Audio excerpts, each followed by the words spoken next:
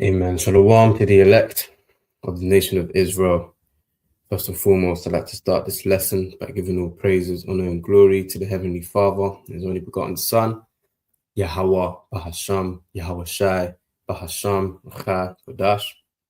Next is double honors to the elders, apostles, and bishops of Great Millstone who rule well and taught us this 100% truth. Salutations unto the 144,000 doing the work of the Lord in all truth, honor, and sincerity, and shalom to the 1/3 men, women, and children who believe in His word being taught unto them. It's your brother, I am Nawa'Allah.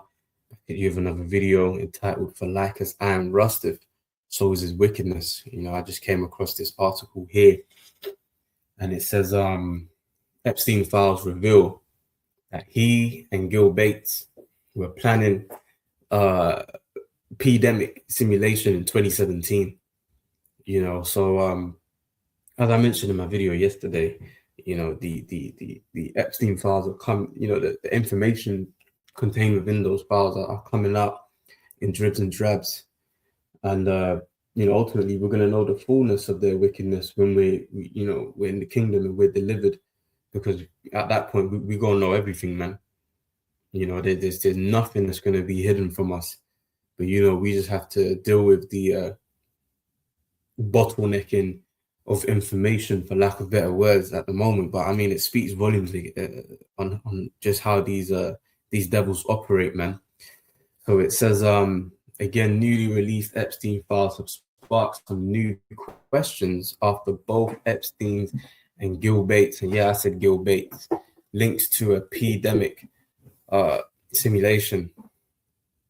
This is the new Epstein files have revealed that Gates was discussing a strain pandemic simulation with Epstein back in 2017. This was 3 years before the so-called Crown Vic pandemic arrived. And here you've got the video, and as you can see in the email, this is dated. Make it a bit bigger, man. This is dated Friday, the 3rd of March, 2017, and you can read that there. What I'll do is I can leave the link in the description. But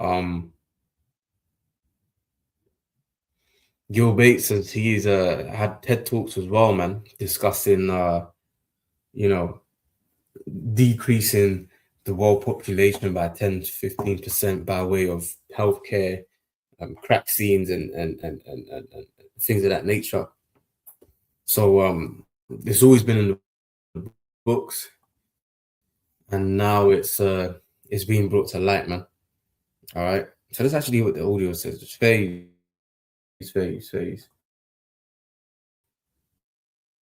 Oh no, that's not what I was meant to do. Now here we are. We didn't half of our partners in the Bill and Melinda Gates Foundation. So both the health policies and economic policies, we find ourselves. Yeah, so I mean, take what you can from that, but yeah, it's all coming out, man. And these devils, they can no longer hide themselves, and people for a long time would watch shows like The Simpsons, and oh my gosh, how did they just predict the future? How did they know? Yeah, they know because they're the ones that are planning these things and are putting these things in place, man. And then it just comes out to you as a surprise. But a lot of these things they come out with was well in the works from before, right? So it says the blueprint for a 20-year financial architecture designed to turn pandemics into a profit center, and there could be another one on the way with this NIPAH virus, and which I believe comes from India, so they say. So I mean, well, let's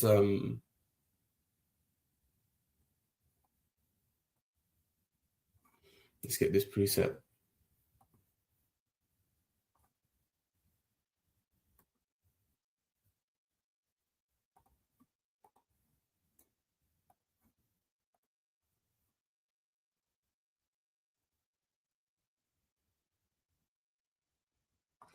2 Ezra 15:5. Behold, saith the Lord, I'll bring plagues upon the world, the sword, famine, death, and destruction.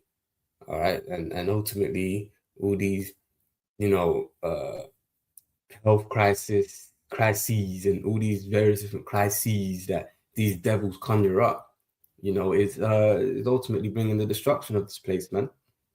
Okay, he's bringing death. You can even liken the whole inoculation thing as a sword, because as Gil Bates said in a TED talk, they plan to reduce the world's population by 10 to 15% via healthcare, crack scenes, and things of that nature. So you can liken that onto a sword. All right, Esau's sword has been advanced, man. You've got weapons that basically radiate you internally, man. So you implode, right? Like with the whole Maduro situation. All right. E has got when you go on death row, they just shoot you with something, as in that they inject something into your blood system, and then it just shuts you off, man. So Esau's sword has expanded, man. Obviously, you've got the military might, you've got the nuclear weaponry, the tanks, like the guns, can't forget, So these are just some of the plagues that's being brought upon the world, man. Verse 6, for wickedness have exceedingly polluted the whole earth, and their hurtful works are fulfilled, which is what we see. Therefore, saith the Lord, I will hold my tongue no more as touching their wickedness, which they profanely commit, neither will I suffer them in those things in which they wickedly exercise themselves. Behold, the innocent and righteous blood crieth unto me, the elect, whether they be down here on earth, whether they be in the heavens, man, they be crying out unto the heavenly Father. And the souls of the just complain continually, right? And therefore, saith the Lord, I will surely avenge them, and receive unto me all the innocent blood from among them. So this is what's getting ready to happen, man, because Esau is not ruling the world righteously, and every day he's proven more and more he is not fit to rule, man. That's why when you go to let's get that real quick.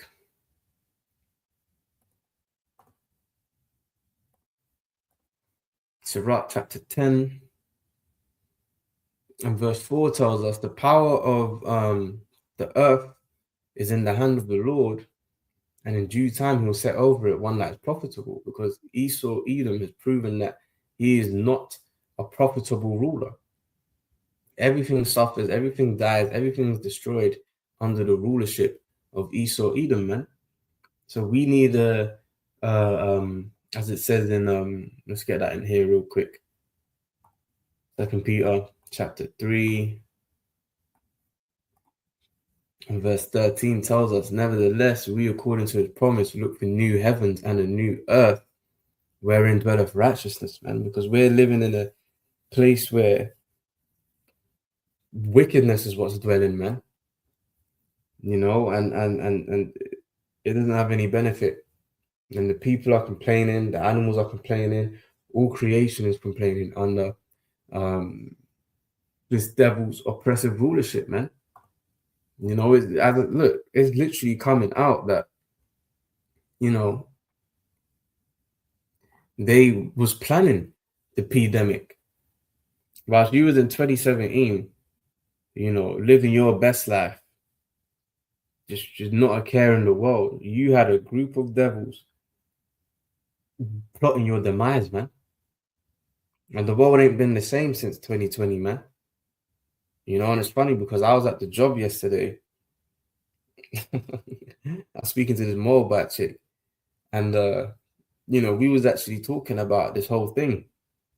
And she said how she had to take the double whammy because she had to get her mum from Hong Kong.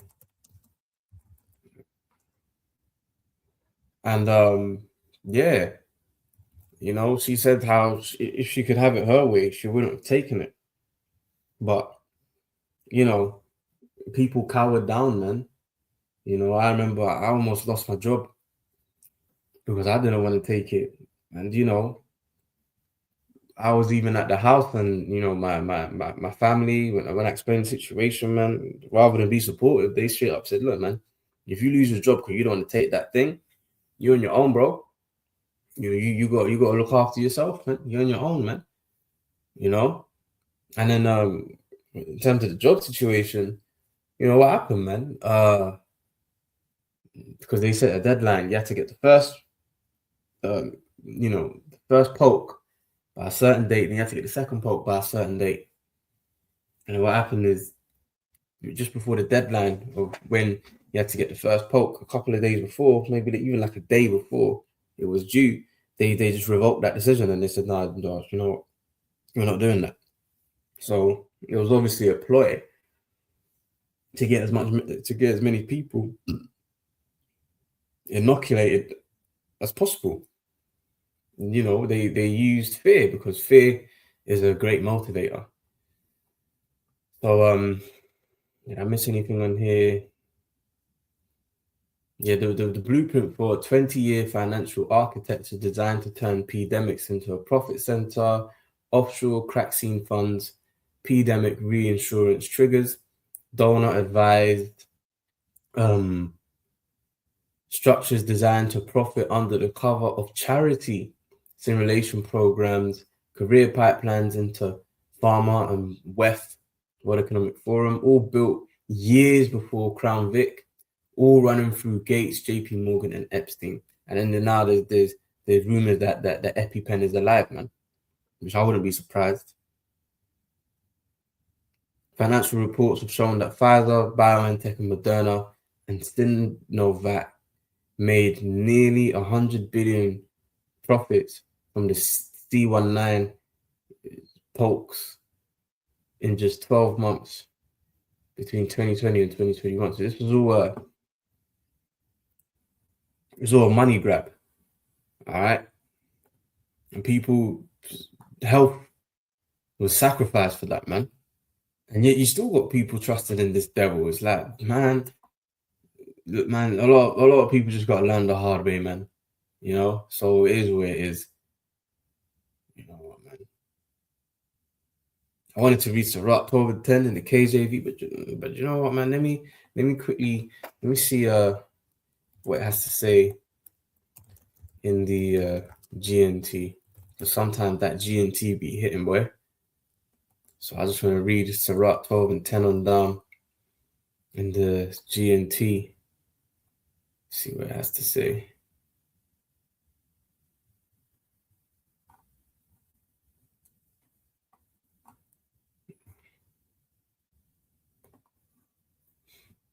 All right, so this is it could have been a bit more neater, man. Damn. Anyways, Sirach 12 and 10 in the GNT says, never trust an enemy. His wickedness is as destructive as rust. Watch out and be on guard against him, even if he acts ever so humble. Doesn't it say in the book of Psalms how the words of his mouth were smoother like butter, but war was in his heart, man? There's truth in that statement, man. You can't trust this devil, right? Because at the last, he will always declare his wickedness, man. He is like a metal mirror that rusts away if you don't keep it polished. See an enemy at your right hand, and the next thing you know, he'll be trying to get your own place of honor. Put him next to you, and he will overthrow you. Then you will realize the truth of my words and be stung with regret when you remember them. And these, a lot of our people are going to be stung with that truth of regret once the enemy comes down like a flood. Once they're, having to do things against their will, man, just to keep their place in society. Okay. Note verse 13. Nobody feels sorry for snake charmers or wild animal tamers who get bitten. And nobody will feel sorry for you if you run around with sinners and get involved in their wrongdoing. And he's involved in a lot of wrongdoing, man, as it's coming out with this whole EpiPen files being released and stuff. you know, and various different things, man. And you've got our people joining on to these devils, man. So no one's going to feel sorry for them when they, you know, get involved in their wrongdoing and have to pay the price for that. Verse 15 says, an enemy will stay with you for a while, but not when the trouble comes. So yeah, Esau will be there. Yeah, you know, well done. Take a lollipop. You know, you took the juice and that. You know, now you can go see your nan. Blah, blah, blah. It's going to be the same thing with the MOTB. You know, here's your lollipop. Here's your donut. Here's your credits. Your tooth, your UBI, your universal basic income, because you took the MOTB. You're gonna get extra bonus if you refer friends. You know them silly incentives, man. But when that trouble comes, man, when Revelation 16 and 2 happens, you get that grievous sore, that them cancers, man. When Revelation 14 and 9 happens, man, when you know you've got a nuclear missile with your name on it, Esau ain't gonna be there. He gonna be in his offshore bunker. From offshore accounts to offshore bunkers, man. Whilst your ass is barbecue. It says in 16, he will speak fine words while he plots how to trap you. Oh yeah, just take the thing. You know, the triple combo. You know, so you're doing the world a good service. You won't die. You know, your health will be protected. You're protecting the planet. Bullshit, man. I remember I was saying to this more about chick that I was at the job with yesterday. I remember, you know, during the time of the demic, you know, in 2020, you got like the BBC website, and they was talking about how so many people were dropping dead because of the demic, you know. And then what they had on their website is you could actually type in your postcode. You could type in your postcode, as you Americans would say, your zip code, right? And it will give you the death toll in your area, and it'll be something ridiculous, like 8,972 people in your local area have died. I'm like, hold on a minute. So there's what in my vicinity, there's sub 10,000 people that have allegedly died, but I ain't getting no phone calls from so and so or hearing about this neighbor or that person that died. So who the fuck is dying? It's all lies, man. The book of Job 13 says, ye are all forgers of lies. Ye are physicians of no value, man. These devils are just full of shit. Okay? So where was I? He will pretend to share your sorrows, but he will kill you if he gets a chance. If trouble comes your way, you'll find him waiting, ready to trip you up while he pretends to help you. Yeah. And that sounds like E all the way. And Jake are still stupid to the fact that this is how E goes about his business, man. Oh, he's changed now. Or that was the past. That was then. This is now. Aleppo never changed their spots, man. And as we read, for like as iron rusteth, so is wickedness, man. Verse 18, he will be a different person then, rubbing his hand, nodding his head, and spreading rumors about you, man. You can't trust this motherfucker, man. And you gonna make you take things in your system that's you know being done to wipe you out, man. You know, our people are foolish, man. Our people are gone. Okay, this is Sirach 14 and verse 5. You know, let me see what it says in the GNT as well. Let me see.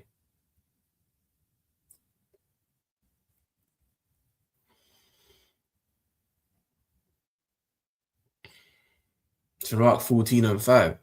How can you be generous with others if you are stingy with yourself, if you're not willing to enjoy your own wealth? I don't really think that one. I can't lie to you still.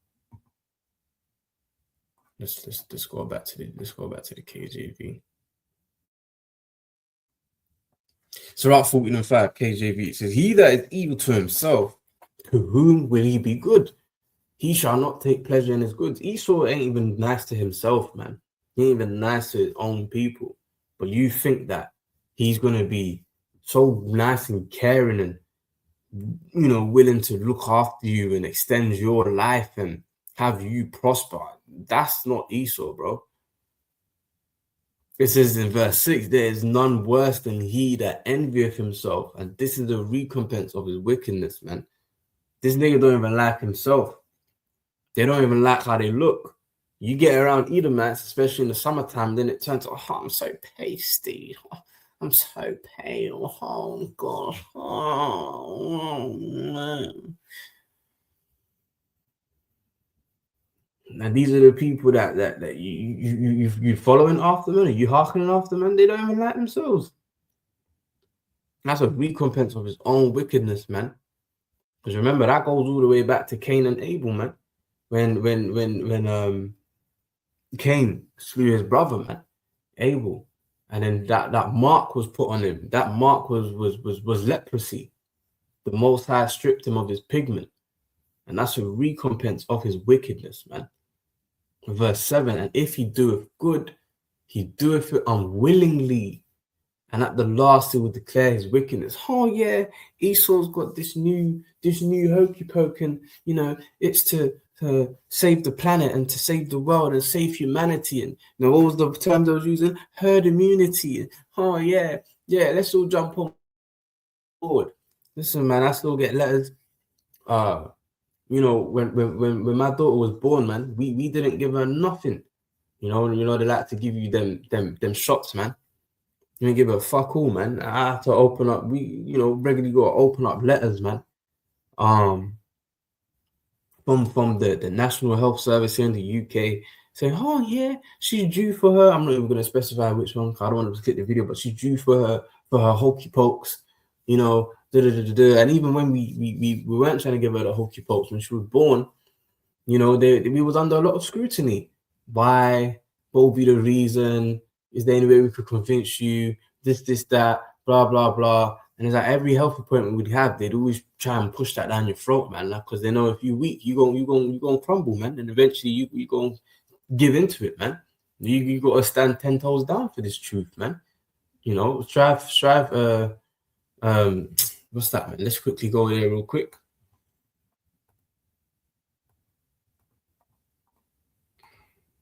This is Sirach 4:28. Strive for the truth unto death, and the Lord shall fight for thee, man. So the Lord is fighting for us, man. But we have to be willing to strive for this truth unto death, man. All right. So back to Sirach 14. And where was I? And if you do it good, verse 7, he doeth it unwillingly, and at the last will declare his wickedness, man. So you can't trust Esau, man. All right.